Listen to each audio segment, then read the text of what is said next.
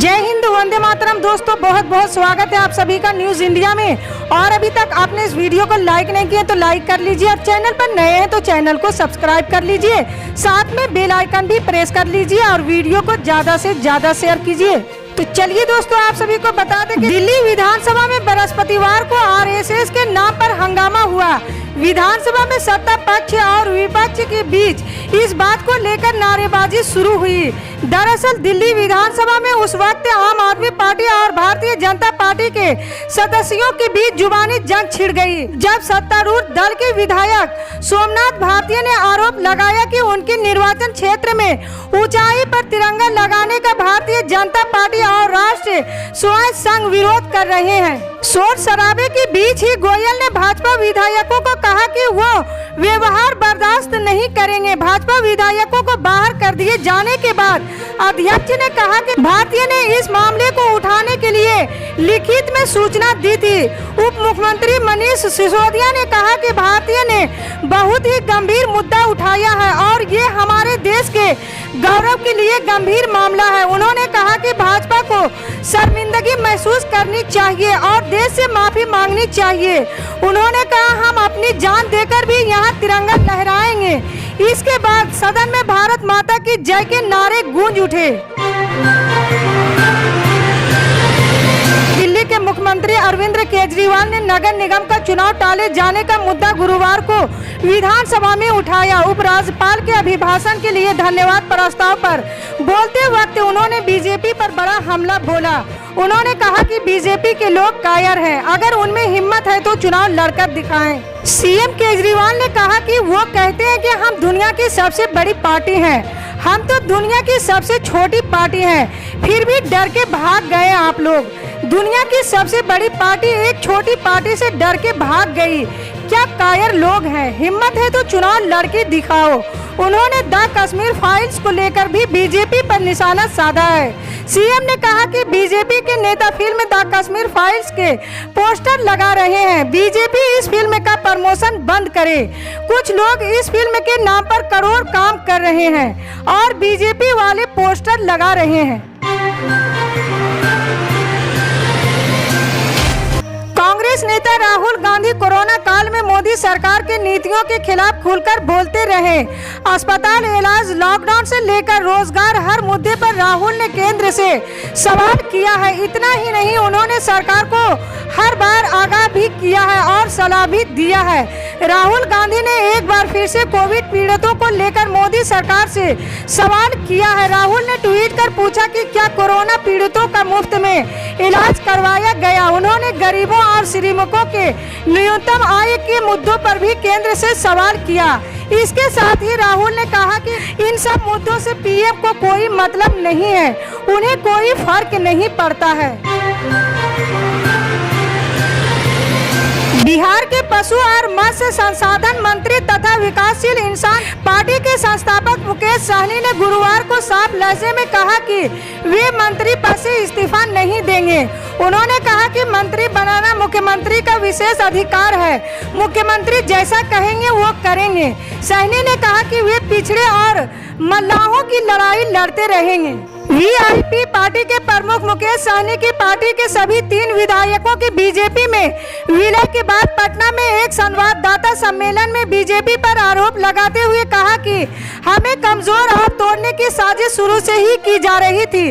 उन्होंने कहा कि मैंने बचपन से ही संघर्ष किया है, इस कारण संघर्ष से नहीं डरता। आज पार्टी तेजी से आगे बढ़ रही है तो कई लोग पीछे करने का हथकंडा अपना रहे हैं। बिहार में सभी दल अपने कुंभे को बढ़ाते हुए अपने वोट बैंक को सहेजने में जुटे हैं। इसी कड़ी में बिहार के मुख्य विपक्षी पार्टी राष्ट्रीय जनता दल भी पुराने दिग्गज यादव नेताओं को एक छतरी के नीचे लाकर अपने वोट बैंक को अभेद करने में जुटी है। पूर्व केंद्र मंत्री शरद यादव के बाद आरजेडी ने पूर्व केंद्र मंत्री देवेंद्र प्रसाद यादव को अपने पाले में कर लिया। देवेंद्र यादव ने अपने समर्थकों के साथ बुधवार को लोहिया जयंती के मौके पर न केवल आरजेडी का दामन थाम लिया बल्कि अपने पार्टी समाजवादी जनता दल डेमोक्रेटिक का विलय भी आरजेडी में कर दिया। इसके पहले शरद यादव भी अपनी पार्टी लोकतांत्रिक जनता दल का विलय आरजेडी में कर चुके हैं। सुप्रीम कोर्ट ने कर्नाटक के हिजाब विवाद को लेकर दायर याचिका पर तुरंत सुनवाई से इनकार कर दिया है। इसके साथ ही शीर्ष कोर्ट ने जल्दी सुनवाई का आग्रह करने वाले वरिष्ठ वकील देवदत्त कामत से कहा है कि वो केस को संवेदनशील न बनाए। कर्नाटक हाई कोर्ट के आदेश को छात्राओं ने शीर्ष कोर्ट में चुनौती दी है। इस पर गुरुवार को मेसनिंग के दौरान छात्राओं के वकील कामत ने CJI NV रमना से कहा कि ये मामला अर्जेंट है क्योंकि विद्यार्थी परीक्षा नहीं दे पाएंगे और उनका साल खराब हो जाएगा। इस पर जस्टिस रमना ने कहा कि इस मामले को परीक्षाओं से कोई लेना देना नहीं है, मामले को संवेदनशील न बनाएं। कोरोना लॉकडाउन के आज 2 साल पूरे हो गए हैं। इस बीच कांग्रेस नेता राहुल गांधी ने केंद्र सरकार पर तंज कसा है। राहुल गांधी ने कुछ देर पहले ही ट्वीट कर कोविड पीड़ितों के इलाज सहित उद्योगों की बदहाली के लिए मोदी सरकार को जिम्मेदार ठहराया है। उन्होंने कोरोना पीड़ितों की समस्या उठाते हुए कहा, कोविड पीड़ितों का इलाज मुफ्त में करवाया नहीं। उन्होंने आगे कहा, केंद्र सरकार गरीबों और श्रमिकों को भी न्यूनतम आय देने व छोटे उद्योगों को डूबने से बचाने में भी असफल रही। इस ट्वीट के साथ राहुल गांधी ने एक डिजिटल मीडिया की खबरों की हेडलाइंस को शेयर किया है और उसके आधार पर पीएम मोदी और उनकी सरकार पर निशाना साधा है। यूक्रेन से लौटे विद्यार्थियों की आगे की पढ़ाई को लेकर परिजन और खुद छात्र चिंतित हैं। दिल्ली के जंतर मंतर पर parents association of Ukraine MBBS student के बैनर तले कई छात्र और परिजनों ने सरकार द्वारा चलाए गए ऑपरेशन मांग का आभार व्यक्त किया और सरकार से अपने बच्चों की पढ़ाई को लेकर मांग भी उठाई। यूक्रेन से स्वदेश लौटे छात्र अपनी डिग्री को लेकर काफी चिंतित है। छात्रों की मांग है कि यूक्रेन में हालात जब तक सामान्य नहीं हो जाते तब तक सभी विद्यार्थियों की पढ़ाई स्थानीय मेडिकल कॉलेजों में पूरी करवाई जाए। इसके अलावा यूक्रेन सरकार ने ऑनलाइन पढ़ाई भी शुरू कर दी है, लेकिन परिजनों की माने तो बच्चे ऑनलाइन माध्यम से ठीक से पढ़ाई नहीं कर सकेंगे। पंजाब में हाल ही में हुए विधानसभा चुनाव में ऐतिहासिक जीत दर्ज करने वाली आम आदमी पार्टी एक और इतिहास रच दिया है। विधानसभा के बाद अब आम आदमी पंजाब में राज्यसभा की सभी 5 में से 5 सीटें जीतने जा रही है। दरअसल पंजाब में राज्यसभा की 5 सीटों के लिए गुरुवार को 3 बजे तक नामांकन वापस लेने का समय थी।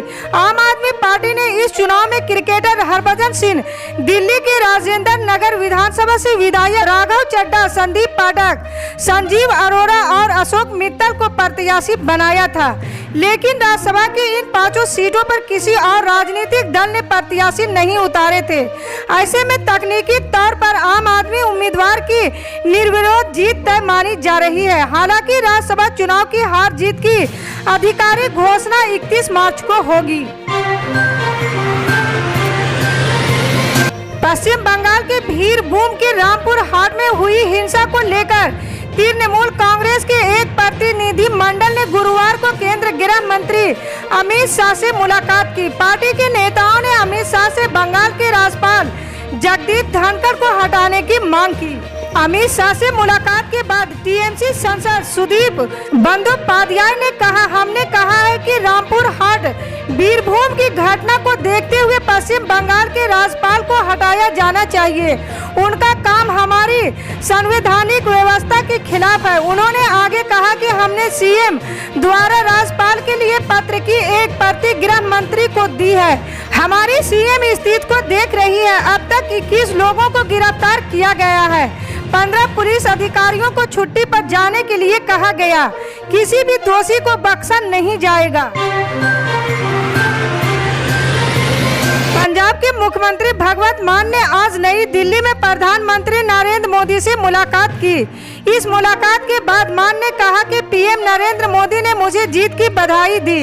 मुझे प्रधानमंत्री राष्ट्रीय सुरक्षा पर मदद का भरोसा दिया है। मुख्यमंत्री ने कहा कि मैंने 2 साल तक हर एक साल 50,000 करोड़ का वित्त मदद देने की मांग की है। मान ने कहा कि पंजाब को दोबारा देश का नंबर 1 राज्य बनाएंगे। भगवंत मान और प्रधानमंत्री कार्यालय ने मुलाकात की तस्वीर साझा की है। मान ने कूपर लिखा, आज प्रधानमंत्री नरेंद्र मोदी से मुलाकात की और पंजाब के मुद्दों पर चर्चा की।